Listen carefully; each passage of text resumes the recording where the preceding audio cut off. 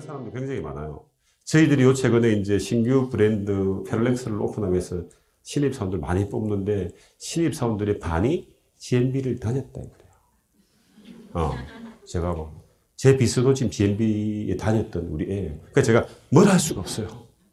뭘 하고 싶은데 GMB를 다녔기 때문에 이 동족의식이 생겼기 때문에 제가 3개월 전에 저 강원도의 춘천 캠퍼스에 부안 캠퍼스인가라고 했어요. 그거 갔는데 거기에 손흥민 사진이 딱 걸린 뭐예요? 손흥민이가 여기 2년만 다녔대. 그러면서 자기가 뭐 보여주는데 손흥민이가 한국에 오면은 그거 하고 와가지고 애들하고 놀고 그러면서 손흥민이가 이런데요. 내가 GMB를 다녀가지고 말하기가 잘 됐기 때문에 축구도 주눅이 들지 않는다. 진짜입니다, 어머님들. 그래서 야, 제가 그런 걸 보면서 야, 나는 이게 사업가이기 전에 교육가잖아요. 교육가는 어머님들, 제 경영학이, 전공이 경영학인데, 경영이라고 하는 것들이 기업을 만들어서 이익을 창출하는 것들이 경영이 아닙니다. 근데 과거의 데피니션이고, 경영자는 가치를 창출하는 자리입니다. 그러니까 가치를 창출해서, 새로운 가치를 창출해서, 그것들을 가지고 사회의 선한 영향력을 행사하고, 그것으로 부차적으로 돈을 버는 사람이지 돈만 쫓는 사람이 아니다 이 말이에요. 그래서 이 교육 사업을 하면서 20년 동안 했는데 너무 답답한 거예요.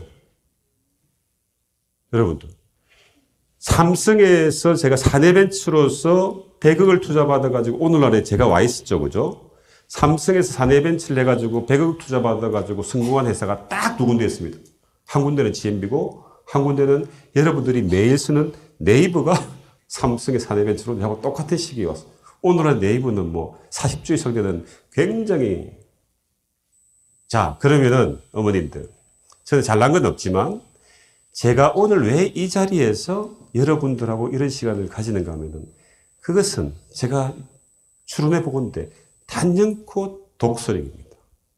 독서력을 통해서 공부력이 생겼고 그 독서력을 통해서 남들하고 똑같이 바라보지 않고 관점을 달리하는 시각이 생긴 거예요. 그래서 남들이 바라보지 않을 때 내가 찬스를 찾는 거예요.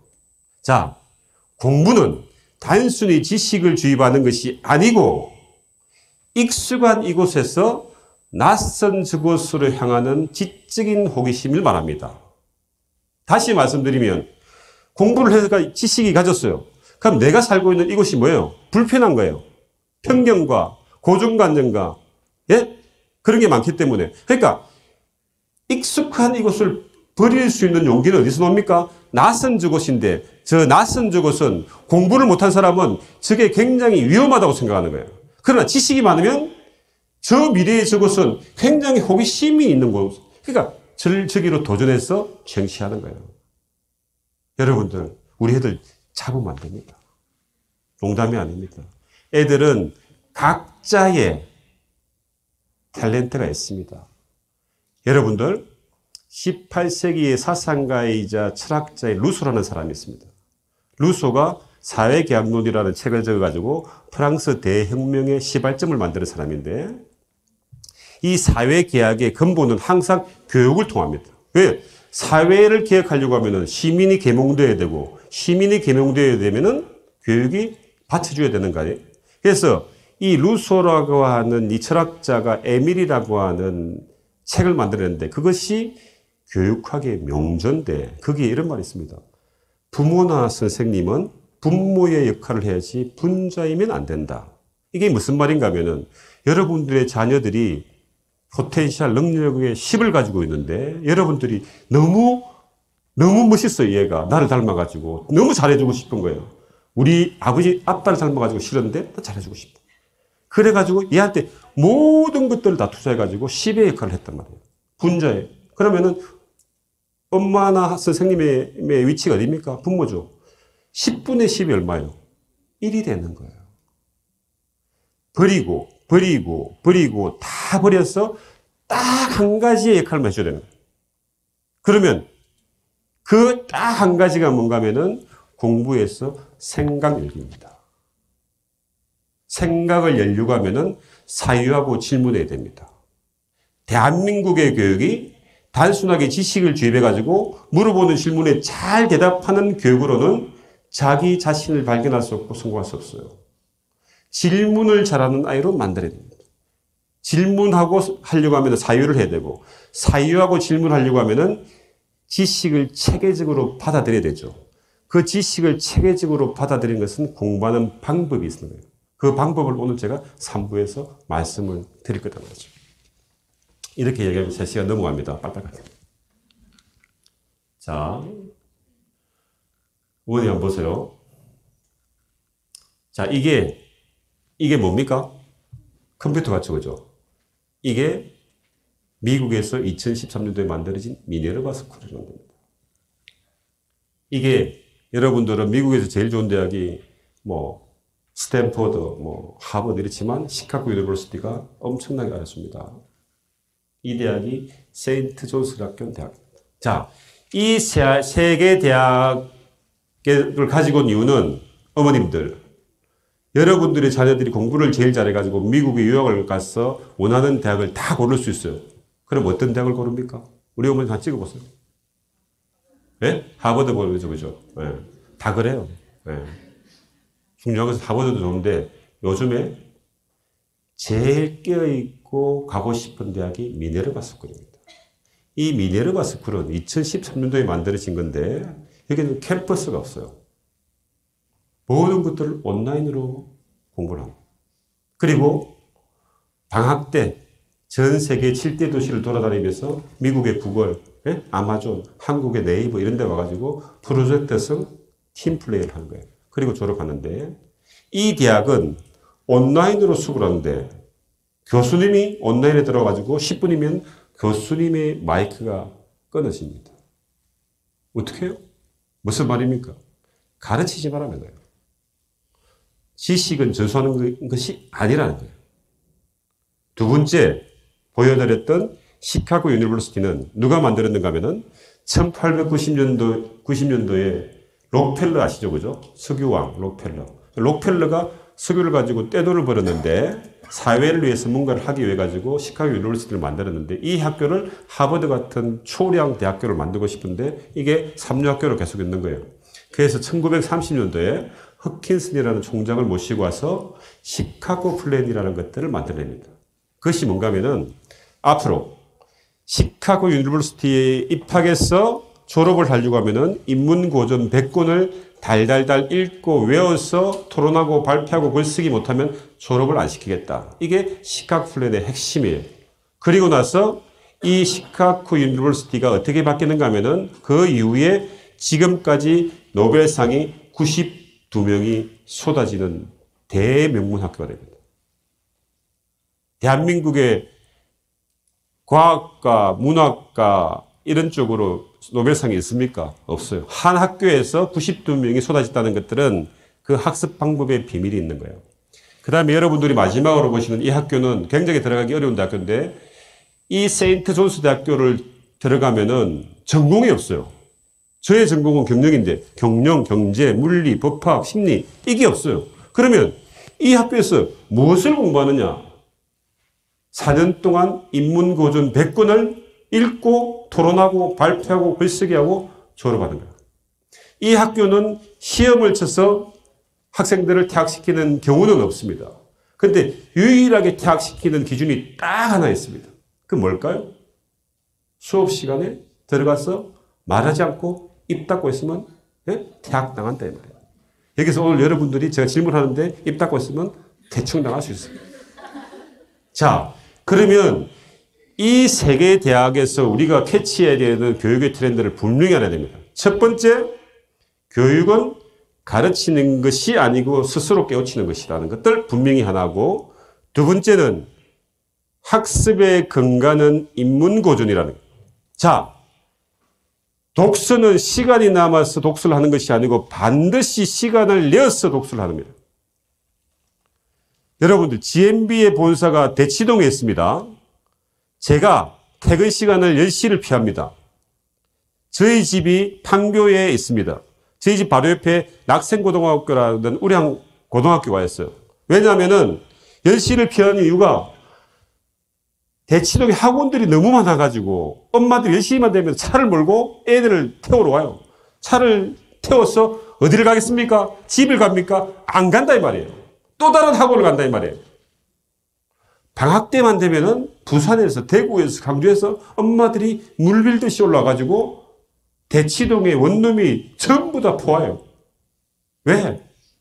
왜? 단기 방학 동안에 특강을 배우러 오는 거예요. 그래서 엄마들이 지방에서 와가지고 막 엄청나게 발품팔이를 하면서 친구 대치동에 사는 친구 전화해가지고 가장 잘 가르치는 학원을 찾아서 딱 애들을 집에 넣고 스스로 만족합니다. 여러분 어머니들, 가장 잘 가르치는 학원이 가장 안 좋은 학원입니다. 무슨 말 알겠습니까? 물리학을 배우는데 최악의 강사가 누군가입니까? 아인슈타인한테 배우는 거예요. 가장 잘 가르치고 가장 잘 지식을 전수하는 것들은 뭐예요? 교육의 목적이 아니에요. 그러면 듣고 있는 거예요. 내 머리가 영원히 생각을 안 하는 겁니다. 자, 세 번째는 여기서 하는 것들이, 자, 보세요. 이 세인트 존스 대학교는 수업에서 교수님이 가르치지 않고 다 토론하는데 인문고전 100권을 300페이지, 400페이지 읽고 스모노트를 해서 와서 발표를 하는데 교수님이 2분 들어오세요. 근데 가르치지 않는데 왜 들어오는가 하면은 적어도 이 책을 2가지의 관점에서 해석을 하라는 겁니다. 어머님들, 인문고전의 시작, 인문고전의 정석, 인문고전을 제일 처음 시작할 때 플라톤의 국가론을 제일 먼저 시작하는데, 철학을 공부한다는 것들은 플라톤의 국가론의 결론을 외우는 게 아니에요. 그 결론이 나오는 그 사유의 과정을 익히는 거예요. 그래서 이 마지막은, 공부는 단순히 지식을 받아들이는 것이 아니고 스스로 사유하고 질문해서 자기 것으로 만든다는 것들을 이 대학들이 이야기를 하고 있는 거예요. 자, 2500년 전에 살았던 소크라테스가 아테네 시장에 나가가지고 젊은이들에게 정의란 무엇인가를 설명하기 위해서 계속해서 질문합니다. 정의란 무엇일까요? 무엇일까요? 그러니까 갑자기 어떤 청년이, 아니 선생님의 역할은 무엇입니까? 왜 정의란 무엇인가를 우리한테 가르치지 않고 왜 끊임없이 질문만 하는 것입니까? 이렇게 도발적인 질문을 했어요. 소크라테스가 얘기한 게, 나의 역할은 여러분들의 지식을 분만하는 삼파의 구실을 할 뿐 생각을 잉태하는 사람은 바로 당신들이다. 그러니까 소크라테스는 그의 제자 플라톤을 가르칠 때 지식을 전수한 게 아니고 스스로 진리에 찾아갈 수 있도록 끊임없이 사유하고 질문하고 대화법으로 가르치는 거예요. 그 지식을, 그 학습 방법을 받아서 플라톤은 그의 제자 아리스토텔레스에게 진리에 접근할 수 있도록, 사유하고 질문할 수 있도록, 끊임없이 대화를, 토론을 시도한 거예요. 그렇게 지식을 전수받아서 아리스토텔레스가 소요학파로 갑니다. 소요가 뭔가 하면은 근인의 소요. 그러니까 걸어가면서 공부한 것들을 가지고 사유하고 질문해서 누구를 가르치는가 하면은 알렉산더 대왕을 가르친다 말이에요. 그렇게 흘러갑니다. 우리는 이 3가지 대학교에서 정확하게 교육의 정의를 정확하게 알아야 되는 거예요. 자, 어머님들, 16세기, 17세기는 르네상스 시대고 종구혁명의 시대예요. 18세기는 계몽사상이 발현된 거예요. 그죠? 19세기는 산업혁명의 시대고 20세기는 정보통신의 시대. 21세기는 뭐라 표현합니까? 4차 혁명의 시대죠. 그렇게 얘기하죠. 아닙니다. 4차 혁명의 시대라는 것들은 기술적으로만 접근한 건데 지금의 시대는 지식의 혁명, 인지혁명, 삶의 혁명, 문화혁명을 통틀어서 초연결 시대입니다. 어머님들이나 저가 살아가는 것들은 열심히 해가 80살이면 죽으면 되는데 우리 애들은 120살까지 살아야 돼요. 우리 애들이 살아갈 때는 결혼을 2번 해야 될지도 모른다 이 말이에요. 그죠? 우리는 30년 동안 열심히 공부해가지고 그걸 가지고 30년 동안 직장 다니면서 서먹다가 20년 살다가 죽으면 되지만 그 애들은 죽을 때까지 공부해야 되는 거예요. 그럼 그 친구들은, 우리 자녀들은 무엇이 필요한가 하면은 많은 지식을 알고 있는 게 중요한 게 아니고 몰랐을 때 지식을 빨리 받아들일 수 있는 학습의 민첩성이 있어야 되는 거예요. 제가 GMB에 들어오려고 하는 사람 굉장히 어렵습니다. 들어오기. 보는 3가지 기준이 하나는 공부력이에요.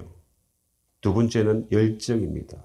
3번째는 인성인데 이제 학교를 보죠. 어떤 대학을 나왔는지. 그러나 그 학교를 보는 것들은 그의 지식이 얼마나 많은 걸 보는 게 아니고 그 정도 학교를 나왔으면 그 정도의 성실성이 있을 것이다. 이걸만 보는 거예요.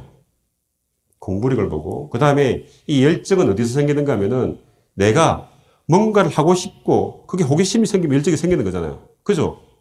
내가 돈을 열심히 벌여야지 이러면 열정이 안 생기는 거예요. 사업도 마찬가지입니다.